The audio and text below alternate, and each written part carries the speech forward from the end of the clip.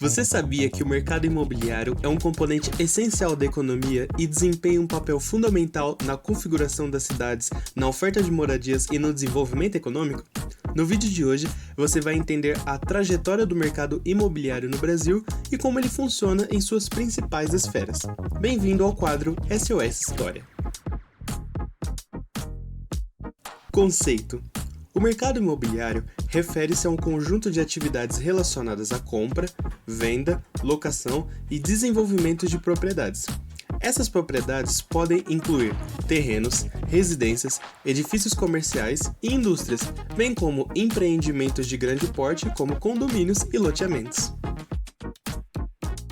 Evolução histórica no Brasil. No Brasil, o mercado imobiliário tem raízes profundas que remontam à colonização, desde o início das Sesmarias. E para contar essa história, a gente tem que voltar um pouquinho no tempo, mais especificamente lá em meados do século XVI. Bom, o início do mercado imobiliário brasileiro remonta ao período colonial, quando a coroa portuguesa adotou o sistema das Sesmarias. Esse modelo de concessão de terras consistia na entrega de grandes extensões a particulares com o intuito de promover a exploração econômica e o desenvolvimento agrícola da época. Vamos a um exemplo para entender melhor como isso funcionava. Imaginemos que a coroa portuguesa decide promover a colonização e exploração econômica de uma vasta terra recém-descobertas, entre aspas, porque a gente sabe que, na verdade, não foi descoberta coisa nenhuma. Para alcançar esse objetivo, o sistema das Sesmarias é implementado. Suponhamos que João, um colono português, tenha interesse em estabelecer e explorar economicamente a terra. Ele solicita uma Sesmaria à coroa, indicando a área desejada para sua concessão. A coroa, visando o desenvolvimento agrícola, concede a João uma extensão significativa de terra, equivalente a várias centenas de hectares. Essa extensão é formalizada por meio de um documento conferindo a João o direito de explorar e utilizar essa terra para atividades agrícolas. João, agora detentor da Sesmaria, inicia a produção de culturas de cana-de-açúcar e café, que eram as commodities mais valiosas na época. Ele também pode estabelecer a criação de gado e outras atividades econômicas. O modelo de Sesmarias cria uma dinâmica em que João se torna uma espécie de senhor feudal da região, sendo responsável em explorar a terra, garantir a produção e, em alguns casos, empregar a mão de obra no local. E claro, a coroa portuguesa obrigava João a pagar vários tributos e impostos que consistiam numa porcentagem da produção ou uma taxa fixa em espécie. Esse exemplo ilustra como o sistema de Sesmarias era um instrumento usado pela coroa portuguesa para atrair os colonos, promover a exploração econômica das terras e, ao mesmo tempo, estabelecer uma cultura fundiária que influenciaria profundamente o desenvolvimento do país ao longo dos séculos. Ou seja, esse sistema foi muito importante para o crescimento econômico do Brasil. E você, já conhecia o sistema das Sesmarias? Deixe aqui nos comentários sua opinião sobre esse assunto e se você gostaria de um vídeo mais explicadinho sobre esse tema. Aproveita essa pausa e se inscreve no canal se você ainda não for inscrito, assim você me incentiva a trazer cada vez mais conteúdo aqui para o canal. Agora vamos avançar um pouco na nossa história e ir lá para o período da pré-república, entre 1822 a mais ou menos 1930. Nessa época, aconteceu muita coisa em pouco tempo.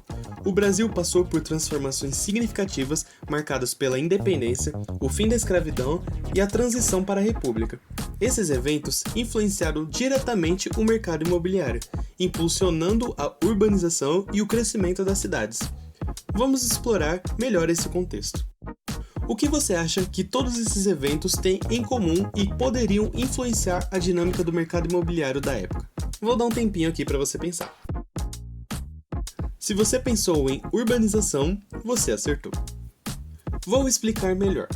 Com a independência do Brasil em 1822, o objetivo do país não era mais atrair colonos de Portugal e enriquecer a coroa portuguesa, e sim se desenvolver por conta própria. Com isso, o sistema de Sesmaria viria abaixo, o que fez o país investir bem pesado a partir daí em propriedades tanto rurais como urbanas para a residência dos portugueses que iam e vinham de Portugal para cá residirem definitivamente no Brasil e iniciar mais processos econômicos no território. Esse processo marcou o início da urbanização, que foi intensificado pelo evento da abolição da escravidão, pois houve o êxodo de vários ex-escravizados para as grandes cidades em busca de emprego e futuramente moradias para sobreviverem. E foi nessa época que os centros urbanos começaram a ter as desigualdades urbanas e a criação das primeiras periferias. Para consolidar definitivamente o evento da urbanização, de 1889 a 1930, tivemos o período da República Velha, onde as atividades comerciais e industriais nas cidades cresceram muito. Além disso, grandes latifúndios foram fragmentados, dando origens a bairros e loteamentos. Foi aqui que os aluguéis começaram a ser uma grande característica do mercado imobiliário brasileiro. E para contribuir para essa atividade comercial, o início do século XX testemunhou um processo de modernização e industrialização no Brasil. Isso atraiu investimentos para as cidades, impulsionando a construção civil e a valorização das áreas urbanas. Ainda nessa época, o Estado passou a ter um papel mais ativo na regulamentação do mercado imobiliário, estabelecendo normas para zoneamento, loteamento e construções. Isso refletiu a necessidade de ordenar o crescimento urbano. Depois disso, até 1990, a evolução foi que o país começou a investir muito em construção civil, acompanhada pela grande influência do êxodo rural. Com isso, a demanda por habitação nos grandes centros urbanos subiu bastante. E a partir da década de 90, com a abertura da economia para reduzir as tarifas e melhorar o comércio internacional e a modernização com a vinda da tecnologia, o mercado imobiliário começou a respirar novos ares e ficou no modelo que temos hoje, com vários outros setores disponíveis para o investidor se aventurar e com isso ficou muito mais acessível também. Os setores mais relevantes do mercado imobiliário são residencial, composto por imóveis destinados a moradias como casa e apartamento. Comercial, envolvendo propriedades usadas para fins comerciais como escritórios, lojas e shopping centers. Industrial, relacionado a galpões e instalações para atividades produtivas e logísticas. Hospitalar e educacional, abrangendo imóveis destinados a hospitais, clínicas e instituições de ensino, e rural, incluindo terras agrícolas e propriedades destinadas à produção rural. Como investir no mercado imobiliário? Para você que é um investidor que gosta dessa área de empreendimentos imobiliários e está por dentro de todas as notícias, tendências e acompanha os ciclos econômicos desse mercado, você pode investir de 4 formas diferentes. Para pessoas com maior poder aquisitivo ou acesso facilitado a créditos com taxas baixas de financiamento, você pode investir do método tradicional, com a compra direta de propriedades físicas para locação ou valorização a longo prazo para venda posterior. Nesse caso, o investidor ou comprador buscará imóveis desejados diretamente com os vendedores ou com o auxílio de corretores de imóveis, e realizar as devidas diligências, incluindo a avaliação dos imóveis e, além disso, pesquisar a necessidade de financiamento com as melhores instituições financeiras. Outra forma de investir nesse mercado é com uma modalidade que tem crescido muito nos últimos anos, os famosos fundos de investimento imobiliário, que consiste em investir em cotas de fundos que possuem carteiras diversificadas de ativos imobiliários. Em outras palavras, é você comprar pedacinhos de imóveis de determinado setor em um preço relativamente baixo e receber aluguéis mensais dessas cotas que você comprou. Aqui, basicamente, você tem que abrir conta numa corretora de valores ou instituição financeira que disponibiliza esse serviço de FIs. Pesquisar as melhores cotas, comprar e analisar o desenvolvimento a longo prazo. Porém, não é sempre que as cotas vão valorizar. Por isso, ele é considerado um investimento com um certo risco e indicado para investidores de perfil moderado ou arrojado. Se você é um investidor mais conservador, pode não gostar ou se frustrar com essa modalidade, então invista com cuidado. Aqui eu tenho um vídeo falando um pouco mais sobre FIs boas e baratas, vale a pena você dar uma conferida, link aqui no card. E como eu falei de investidores conservadores, aqui tem uma modalidade dentro do mercado imobiliário que é bem mais indicada para esse pessoal, as LCIs ou letras de créditos imobiliário. É um tipo de investimento de renda fixa, ou seja, diferente das FIs, sempre vão valorizar ao longo do tempo, que consiste em investir em títulos de créditos lastreados em financiamentos imobiliários.